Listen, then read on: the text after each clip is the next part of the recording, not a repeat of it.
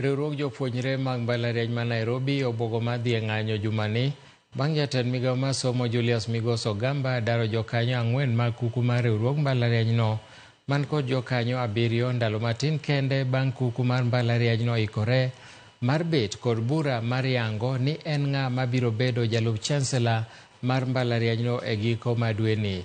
Jopuonjrego konigi chich ni tend migawo mar somo ni kod paro mopondo mar donjruok gi yiero mar jalup chancellor manyien kaluwore ni tend mbalarianyno bende ogeng'o ne jopuonjre timo yiero mar jotendgi. It is the responsibility and the work of the council to appoint the vice chancellor. But they are now manufacturing this chaos so that they can choose their preferred candidate for the position of the vice chancellor.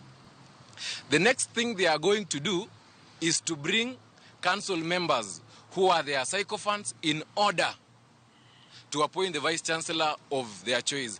Why do they have vested interest on this matter? We as the students are the major stakeholders in this university. Students cannot be waiting for months, for we don't know how long they'll have to wait without representatives. And we are seeing as if it is something that is being orchestrated by the administration.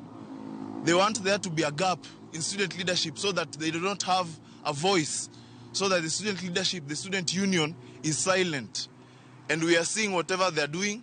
We have taken note and we are not taking it lightly. Comrades, power! Power!